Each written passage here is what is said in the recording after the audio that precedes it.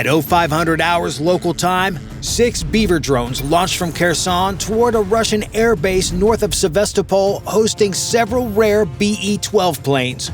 A Russian Tor M2 battery 12 kilometers away detected them immediately. Its radar operator watching 6 contacts bloom on his screen. What he didn't know was that 6 drones against 16 missiles looked like terrible odds. But the Ukrainians weren't playing the odds. They were playing a completely different game. The first pair of Beavers climbed near the Dnipro, their electric motors pulling maximum current, an electromagnetic scream that lit up every radar for 20 kilometers. That was intentional. These 2 drones were the distraction, like a magician waving one hand dramatically while the other hand does the real trick. 30 seconds later, another pair launched near Berislav. Staying low, their thermal cameras turning the dark world into a grayscale painting of heat and cold. The final pair waited, engines warm but still, counting down on a timer set weeks ago by a mission planner who understood that air defense systems, like people, could only focus on so many problems at once. The Tor commander faced an impossible choice: 16 missiles, 6 targets. Doctrine said 2 missiles per target for a 90% probability of destruction. That meant he should be able to swat all these down with no problem. But the Ukrainians had other plans. The radar showed the drones spreading out, each pair taking a different vector. The northern pair climbed to 500 meters, aggressive, obvious, practically screaming, "Shoot me," in the electromagnetic language. The middle pair stayed at 100 meters, boring straight south like they didn't care about the Tor at all. The southern pair actually turned southwest, away from Crimea, away from any logical target. It made no tactical sense unless... But here's where things get interesting. The launcher spun north and elevated. 2 9M338 missiles erupted from their tubes. Inside each missile, a computer smaller than a smartphone calculating intercept angles, measuring closure rates, predicting where 2 drones traveling 150 kilometers per hour would be in 28 seconds. For the first 8 seconds, the missiles flew blind, following commands from the ground station: up, level out, slight left. Then their seekers went active, X-band radar flooding the sky, searching for their prey. The northern Beavers had been waiting for this exact moment. The instant their radar warning receivers detected the shift from search to track mode, that jump went from 300 to 1,800 pulses per second. They dove. Not a gentle descent, a sudden plunge toward the Earth, trading altitude for survival. The missiles tried to follow, but they'd been programmed for a higher altitude intercept. Suddenly, they were diving at 60 degrees, their control surfaces screaming in the airstream, pulling 30 Gs to make a turn they were never designed for. At 20 meters altitude, low enough to read street signs if there had been any, the Beavers leveled out. Up above, 2 very expensive missiles were having an existential crisis. Their seekers, designed to pick out aircraft against empty sky, were now staring at ground clutter. Every fence post, every metal roof, every puddle of water reflected radar energy. The Doppler filters tried to sort moving from stationary, but at Mach 2.5, the missiles were moving too fast to process the returns. It was like trying to read a book while sprinting through a library. 12 seconds after going active, both missiles gave up. Their computers, deciding no valid target existed, triggered self-destruct. With their miss, the Tor crew switched their attention to the southern pair. There was just one problem. The southern pair had disappeared. Not literally. Drones don't just vanish. But to the Tor's radar, they might as well have teleported. The southern pair had done something boringly brilliant. They'd found a gap. The Tor's radar sat on a slight rise, giving it excellent coverage to the north, south, and east. But to the southwest, a gentle valley created a radar shadow starting at 3 kilometers from the battery. This works because every radar has blind spots, places where terrain or the Earth's curvature or just the physics of electromagnetic waves create shadows. The drone operators, studying satellite photos and elevation maps for weeks, had found this gap. It was only 400 meters wide at ground level, narrowing as you climbed. Above 50 meters, the Tor could see everything. Below 30 meters, trees and buildings created their own problems. but between 30 and 50 meters for exactly 400 meters of lateral space. That's horizontal distance right to left. The Tor was blind. The southern pair threaded this needle at 35 meters altitude, their operators flying by GPS coordinates memorized like a prayer. One miscalculation, one wind gust pushing them 200 meters left or right, they'd pop up on the Tor's screen like neon signs. But Ukrainian drone operators had been threading needles for 3 years now. This was just another day at the office. If your office involved flying explosives through invisible gaps in air defense networks. The middle pair, meanwhile, had problems of their own. With the commander focused on the vanished southern pair, the assistant operator took initiative. 2 more missiles left the tubes. These were programmed for low-altitude intercept from the start. No climbing to high altitude first. These weapons went straight for the throat, accelerating horizontally like cruise missiles. The middle pair of Beavers detected the launch and did something that wasn't in any manual, Russian or Ukrainian. They turned toward the Tor, directly at it, maximum throttle. Diving to gain speed, they aimed themselves at the launcher like guided missiles of their own. This wasn't courage, it was math. The Tor M2, for all its sophistication, had been designed in the 2000s to fight 1990s threats: cruise missiles, attack helicopters, fighter bombers. Nobody in the Russian Design Bureau had imagined defending against 6 consumer-grade drones. They especially hadn't imagined those drones would fly straight at the launcher. Every air defense system has a minimum engagement range, the closest distance at which it can successfully engage a target. For the Tor, that was 1 kilometer. Any closer and the missiles couldn't arm their warheads in time. Safety protocols, designed to prevent the missile from detonating too close to the launcher, wouldn't allow it. It was like a boxer with long arms fighting someone who insisted on hugging. All that reach becomes useless when your opponent is inside your guard. The middle pair of Beavers would reach that 1 kilometer bubble in 36 seconds. The missiles, already in flight, had been programmed to intercept at 3 kilometers. Now their computers were frantically recalculating, trying to figure out how to hit targets that were accelerating toward the launcher instead of away from it. The missiles tried to reverse course, pulling so many Gs their airframes groaned. One missile's control surface actually separated, sending the weapon tumbling through the night sky like a 100-kilogram lawn dart. The second missile managed to turn but ran into a different problem. It was now chasing targets flying toward its launch point. If it continued, it would fly directly over its own battery. The safety protocols kicked in again. No Russian missile was allowed to endanger its own launcher. The weapon self-destructed 800 meters from the Tor, close enough that the crew felt the blast wave. The Beavers flew on, their simple electric motors humming through the night. They'd beaten one of Russia's most sophisticated air defense systems not through stealth or jamming or any exotic technology, but through math and physics, the kind of tactical creativity that comes from having fewer resources than your enemy. The only problem was Russia has a metric crap ton of resources that the drones would soon find out for themselves firsthand. The 6 Beavers crossed into occupied southern Ukraine at 0517 hours. And immediately, everything got harder. The Buk M3 at Nova Kakhovka had been watching them for 6 minutes, tracking their heat signatures through its 9S-36 radar while they were still dealing with the Tor. This wasn't some mobile unit caught off guard. This was a prepared position with a commander who'd been fighting drones for 3 years and had the receipts to prove it. The Buk launched without warning. No search radar sweep, no target acquisition phase, just straight missiles in the air. But something was different about these launches. The missiles didn't arch up into their typical ballistic trajectory. They went flat, horizontal, screaming straight at the drones at treetop height.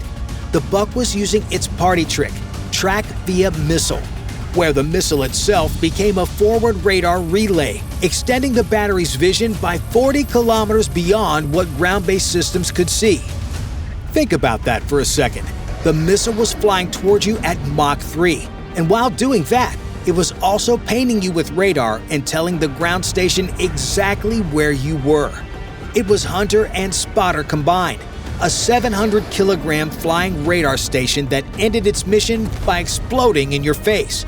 The Ukrainian operators watching through their video feeds had exactly 18 seconds to figure out a solution, or their drones would become very small pieces of very expensive carbon fiber.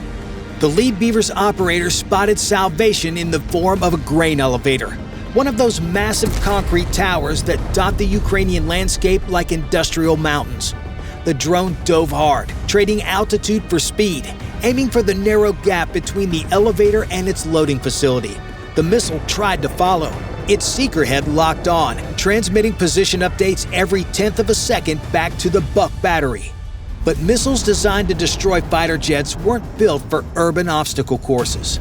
The missile exploded into the terrain below, sending up a smoke cloud into the air. Through the smoke, 5 Beavers emerged. One had been caught by debris. A chunk of steel the size of a refrigerator had clipped its wing, sending it cartwheeling into a field where it exploded in a disappointingly small fireball. But the drones would not let Russians have even this small victory. The Buk commander watched his screen with the expression of someone who's just been cheated at cards but couldn't prove it.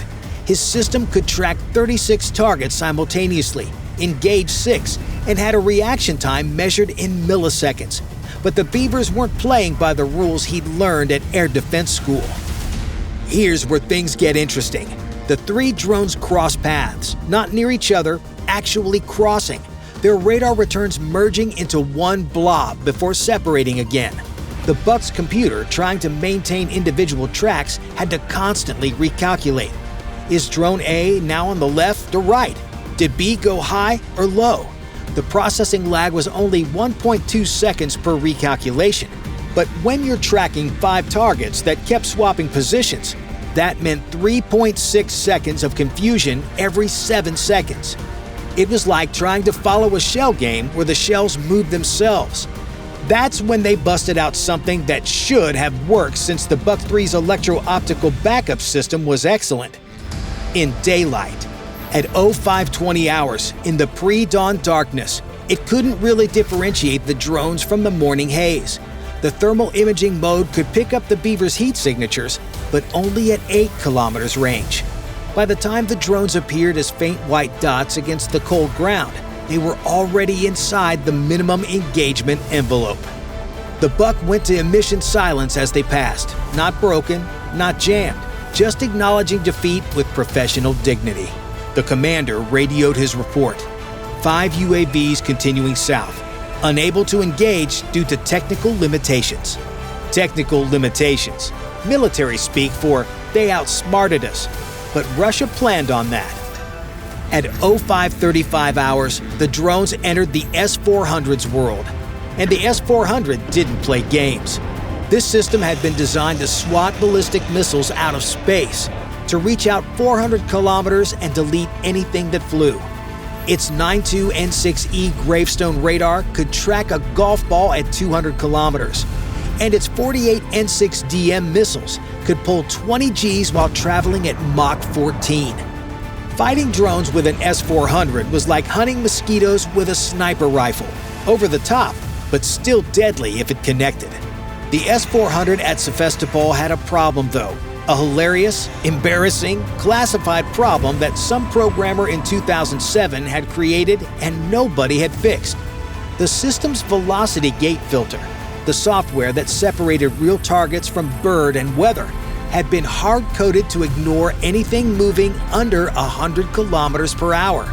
Not adjustable, not overridable, burned into the memory like a tattoo you got in college and can't afford to remove.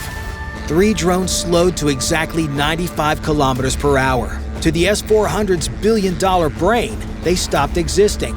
They became birds, anomalies, sensor ghosts not worth processing. The radar operator watched contacts flicker on and off his screen like a broken TV channel. There one sweep, gone the next. Back again, but in the wrong place. But the thing is, S-400s never hunt alone. Because they're long-range assets, they also have short-range units like Panzers defending them. And now, Panzer systems were repositioning from Sevastopol toward Kacha, finally figuring out where the drones were headed.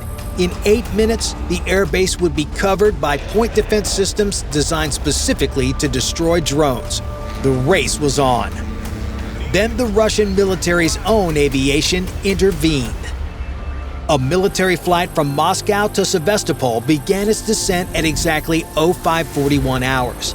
A completely routine personnel flight carrying 180 troops, approaching on the exact vector the Beavers needed to take toward Kacha. The S-400 couldn't engage within 5 kilometers of a civilian or military transponder. Another hard-coded safety that prevented the kinds of incidents that ended careers and started wars. The 3 Beavers tucked in behind the aircraft's approach path like ducklings following their mother. Not close enough to be dangerous, but close enough that any missile engagement would trigger every safety protocol in the Russian air defense network. For 8 glorious minutes, they had a bulletproof shield made of liability lawyers and international incident prevention. The Russian air defense commander was screaming into his radio, demanding the flight be diverted. Air traffic control was screaming back that you couldn't just redirect aircraft without cause. The Russian pilots were wondering why everyone was screaming at them when they were just trying to land on schedule. By the time everyone stopped screaming and started thinking, the Beavers had cleared the S-400's engagement zone and were diving toward Kacha at maximum speed. Behind them, the flight continued its approach and landed safely, completely unaware that they had played such a crucial role in getting through Russia's air defense network. But during those 8 minutes, the Panzers had made the 2 kilometers north to Kacha Air Base. The Panzer S-1 arrived at Kacha at 0546 hours. Its crew still trying to unfold the stabilizing jacks while the radar was already searching for targets. This wasn't how you were supposed to deploy an air defense system. The manual called for 5 minutes of setup time, leaving the vehicle, calibrating the radar, warming up the fire control systems. They had maybe 90 seconds before the Beavers arrived. "Forget the jacks," the commander made the call. "We'll shoot from the wheels." Shooting from the wheels meant 60% accuracy at best. The vehicle would rock with each cannon burst, the radar would lose fine track, and the missiles might not guide properly. But 60% of something was better than 100% of nothing. And nothing was what the BE-12s had for defense besides the single Panzer that wasn't even supposed to be here. The radar painted 3 contacts approaching from the northeast at 180 kilometers per hour, altitude 400 meters and descending. The Panzer had 12 57 E-6 missiles and 1,400 rounds of 30mm ammunition, more than enough to destroy 5 drones if everything worked perfectly. Nothing worked perfectly. The first missile launched and immediately veered left, its guidance system confused by the vehicle's unstabilized platform. It self-destructed after flying 800 meters in the wrong direction. The second missile tracked better, racing toward the lead Beaver, and blasted it and the Beaver behind it out of the sky. Now inside the missile's minimum engagement envelope, the Panzer's twin 30mm cannons opened up, filling the dawn sky with tracers that looked like lethal birthday streamers. The guns were designed to create a wall of lead that aircraft couldn't fly through. But the Beavers weren't flying through. They were flying around, over, under, anywhere but straight. The operator was trying to track targets while his vehicle rocked from the cannon recoil. His targeting reticule bounced like a caffeinated squirrel. 2 minutes of continuous fire. 800 rounds expended, 0 hits. 10 seconds later, the first Beaver reached its terminal dive point. The operator back in Ukraine, watching through a thermal camera that had somehow survived 3 hours of flight through hell, centered his crosshairs on the BE-12. The aircraft sat there, cold and defenseless, its distinctive gull wings making it look like a sleeping seabird that was about to have the worst wake-up call in history. The dive angle was 40 degrees, speed 210 kilometers per hour by the time the impact occurred.